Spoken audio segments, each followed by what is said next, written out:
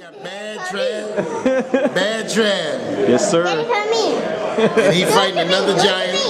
Yep. He's fighting another giant, and we're going to show these guys that this young charge has a lot to offer. Very athletic, very talented, and we're trying to teach him how to use these weapons he has. And we see him being a problem with these heavyweights in the future. That's what's up. Well, let's get to him now. You ready? You want me to slide over? You want to slide over here? What's up, FightHype.com here with my man Travis Kauffman. Travis, well, obviously, we just talked to my man, Brother Nas. What's that been like working with him? Oh, it's an experience, man. You know, he's one of the best, if not the best trainer in the world. He's very strategic, and the biggest thing I got from him, he hasn't tried to change nothing. What I have, he just tried to show me I got so many tools to which ones to use, you know what I'm saying? And the biggest thing I've learned from him was more so he makes you really believe in yourself. Like, he really always is very encouraging. And so far, you know, it's been very short because we were supposed to start working together like 3 years ago, but then I ended up getting injured. So we only really been working together for like the last year and a half now. So, but I'm learning as I go, and I've always said this since day one with boxing is the minute I stop learning, I'm done. I will put the glove. I don't care how much money they offer me. I'm done, and I learn something new every day with him. Well, the minute I stop learning, you need a new teacher. This is like an entirely different part of your career. Yeah. What's it been like trying to just, you know, reestablish that foothold in the heavyweight division? Has it been difficult? Here's the difference. No, I mean, listen, I got skills. I got the skills to pay the bills. My skills come naturally. The problem is when I was younger, I wasn't very dedicated. I just went off my skills. I didn't go off the discipline. I just thought I'll get away with just beating cats. And that's why before Nazim started working with me, he'll tell you he didn't want to work with me because not that he wanted to. He always believed in me, but he felt from the outside looking in. If you look at my body, people think I'm lazy. I'm far from lazy. I bust my ass. He does. Well, hard work. That's one of the things I learned about him. I was impressed. He's a hard-working kid. Very hard-working. Go ahead. And then I was surprised at that. But my thing was, like, young guys, my situation is with young guys, if they're attacking you at the door, a young guy got a .357 shotgun, machine gun, a blade. He don't know which weapon he's gonna get to. By the time you look up, the guy's at the door attacking. When you get guys that got just a shotgun, or my order, somebody that only has a shotgun, as soon as they turn the door knob, guys shooting the shotgun. And that's how those guys get in. Right. You went out, you see guys that don't have many weapons, but next thing you know, they're facing guys who have a multitude of weapons. Travis is learning to use his full ability and his full outside attack. His dad, Josh Gormley, who raised Kermit Citron and a bunch of other fighters, he's never really gotten credit for it. Done an exceptional job with him. It's just that we have to make sure he used the weapons that his father has afforded him all these years. I got a whole arsenal. I ain't gonna reveal to y'all what they are, but we got a whole arsenal. And outside of our arsenal, we got a whole bunch of weapons somewhere else too hidden. Has it? I don't want to say been frustrating. Frustrating is not the word I'm looking for, but just knowing, just being a heavyweight and seeing, you know, some of the other names around you, I can't even think of their names, but the guys that just went over to England. I'm just having a brain fart right now. The two guys that fought Anthony Joshua. I'm just having a brain fart. Charles Martin and Dominic. Listen, man, I believe in a higher power. I believe in God, and God has a plan, whatever that is, man. And not only does he have a plan for me, I believe his plan for me to be the heavyweight champion of the world, because he can't just say, all right, here's my plan for you to be the heavyweight champ, but I got to do the work to get there. He's gonna say, look, this is what I'm gonna have written out in stone for you. This is what I believe you can be. But if I'm not doing the work and we're not doing the work as a team, we're never going to get there. I would be there today had I done the work in my 20s. I didn't do it in my 20s, and that's the truth. Right. I went off my talent alone, not off discipline. Like, I started training for a fight 4 weeks before a fight. Now we stay in the gym.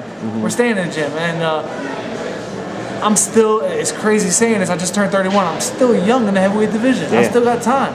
You know, of course I don't want to do this forever. I don't want to be like my man B-Hop and be 50 years old still wanting to fight. You have another 20 years to go. I'm good.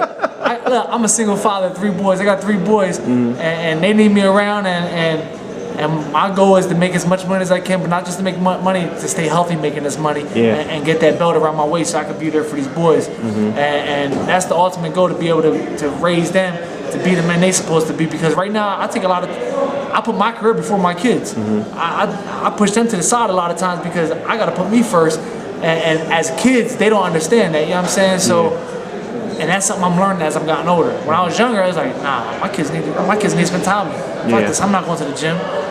You know, they want me at home playing PlayStation all day long. Yeah. Especially my little 10-year-old right now. That's what I want to be doing all day long. Playing some PlayStation, you know? So now this is my job. I didn't realize like I don't have nothing else. You know what I'm saying? Like, I never worked a day of my life. I never had a 9-to-5 job. Boxing has been my job since the amateurs. I have no work experience. When I was 18, I got arrested for some bullshit, selling drugs, and I'm a felon for the rest of my life. So if boxing don't work, what do I got? So am I just going half-ass boxing and then depend on, well, shit, let's go get a job now. What am I going to work at? McDonald's? And not knocking anybody who works at McDonald's. Right. But what am I going to do? Do that, be a single father and raise 3 kids? Nah, that ain't going to work for me. You know what I'm saying? So for me, I'm putting in this work now because I still have it. I realized a couple years ago, I had a guy, Jeff Negrelli, got involved with me. In 2010, I was done boxing. I didn't want to box no more. This is about a year after my loss with Tony Grano. I was done boxing. I didn't want to box no more. This guy got involved and said, Travis, look, stay in the gym. All I want you to do is fight.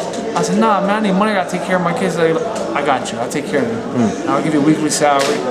And now, look, I don't have a whole entourage. My entourage, everybody here is my family. Nas, his kids, we all grew up together, all of us. Jeff Salmon, I just have a new guy, Charlton, who's involved in my career now, and we're all like friends, personal friends. It's nothing like, I don't have leeches or nothing like that because my circle's small. So we all want to see everybody succeed. If I'm eating, I want my team to eat too. So that's just what it is, and that's the squad. That's right. These are the squad. That's the squad. Was there? I think Oprah calls them like aha moments or something. Was there an aha moment that made you change that mentality, or was it just getting older and getting wiser? Getting older and wiser. Because I knew I wasn't that young kid that could to go out and have a good time and go out and chase these women and still be able to go and perform the way I want to, you know what I'm saying? Because now I'm like, I go have a chick right now, tomorrow night, I might have a little trouble with this old head. So I got to cut the women out, so my discipline just got a little better, you know what I'm saying? And his education got higher. Young fighters, especially talented young fighters, they find out boxing is not a camp. Boxing is a lifestyle. Yeah, absolutely. So no matter what you do, lifestyle is who you are and what you are. I'm a Muslim. Whether I'm eating a sandwich, I'm a Muslim eating a sandwich. If I'm at the movies, I'm a Muslim at the movies. If I'm at a party, I'm a Muslim at the party. I don't ever stop being a Muslim. And my actions, as I go into other endeavors, change, but not who I am. He's a fighter now. He's a professional fighter. He realized it's not about a camp, it's about a lifestyle.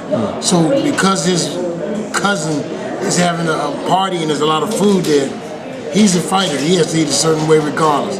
And that's what he's starting to realize, the sacrifice. The sacrifice of most fighters, especially talented fighters. Talented fighters don't have to sacrifice a lot of times. And if they don't learn to, show me a man, you can usually see a man's success by his sacrifice. And most guys don't want to sacrifice. I don't want to give up this. And like you just said, my buddies are all doing that and they're doing this, and I'm tired of walking away from this and having to do that when I want to. But everybody, like I say, everybody want to go to heaven. Don't nobody want to die. Right. That's true. That's what this boxing thing is, man. Yeah. You gotta be willing to go through the pitch of this thing. And I watched him. I sit there and watched him at camp. I try him. I said, I tell his dad, I said, he should start complaining today. I'm on his top today. And I was waiting. I was waiting for the complaints. Right.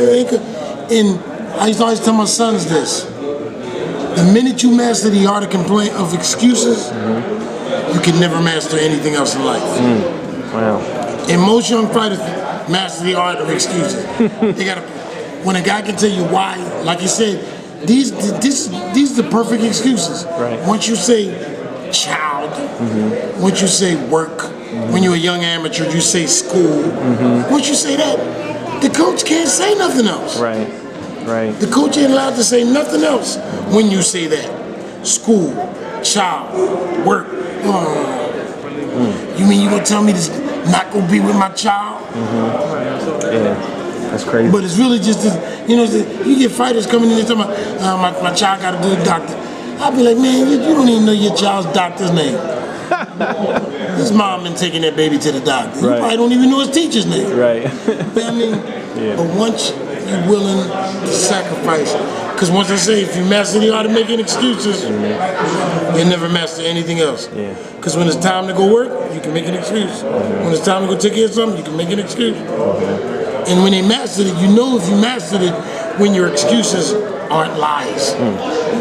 See, guys start thinking, as long as I make an excuse, and it's not that's when the guy got the bad elbow. My elbow hurt, coach. It's not a lie. And then it does hurt. I'm sorry, I'm laughing you said that because there was actually that happened recently with a fighter. but the guys that go through it, they work through the pain, they work through the struggle. Right. You gotta go do what you gotta do. Yeah, you can lean out on that. Day in the morning, you gotta wake up that you don't want to wake up, that you can't point to something that's not feeling too good. I mean, but like I said, I was impressed with him. I watched him work. I said, oh, this young boy might want to do something. If we could teach him to understand himself. I mean, and he's starting to do that.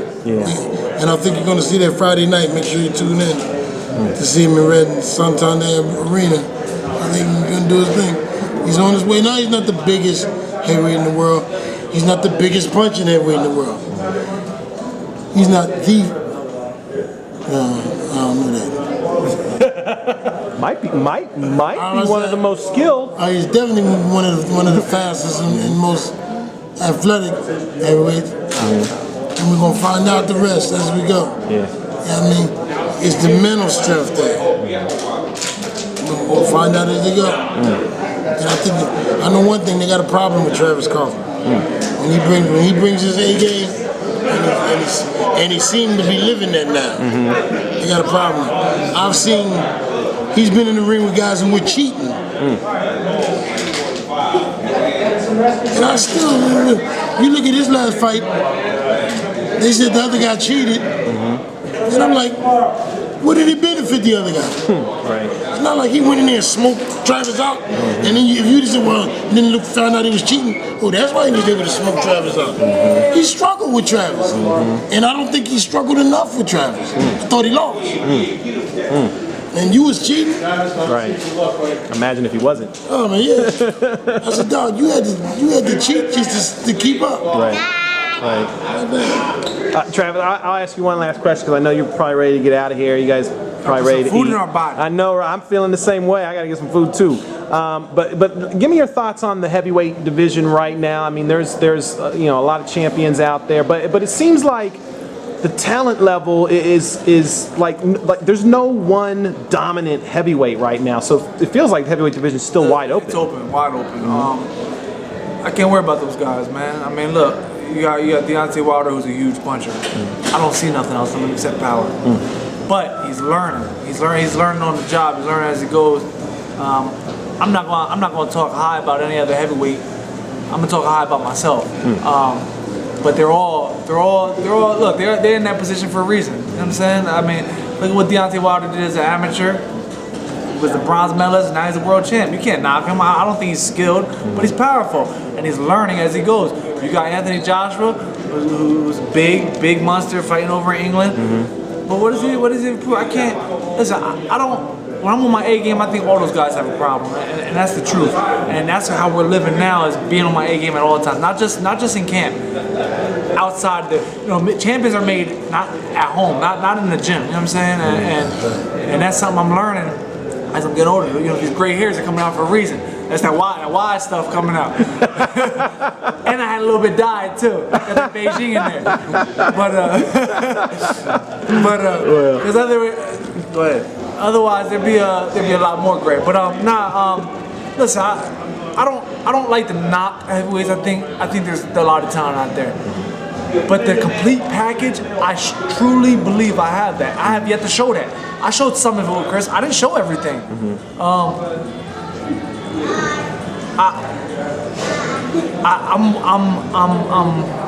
I'm excited for what Al Haymon has in store for me. But first things first, I can't look in the future. I have to look for tomorrow night, September 9th, against Josh Gormley. I don't look past nobody, but I am looking through them. I'm hungry, man, and you know our whole team. I want my whole team to eat. You know, I'm tired of eating some steakums. We need some filet mignon. I feel like that's a hidden message for me to end the interview. So We're hungry. So let the fans know what they can expect tomorrow night. Tomorrow night there's gonna be fireworks. We're smart. We're gonna be smart. We're gonna be sharp. I just saw Steakum as a sponsor. We're looking. You know, we're gonna be smart, and that's the biggest thing. I don't want to go out there. I'm not trying to get in a war with this big man. He's a giant. He's a 6'5", big dude, big puncher. I don't care if he fought 27 cab drivers. He got 21 knockouts. He can punch. Punch. You know what I'm saying? That's anybody over the 200-pound weight class can punch. I have to be on my A game. I can't worry about what Josh Gormley's bring. I can't worry about what my next opponent, what's going on with my next opponent. I gotta be the best Travis Kauffman there is, and that's what we prepare for. That's why I got the best trainer in the business, not Sam Richardson, who prepare me to be the best I could be.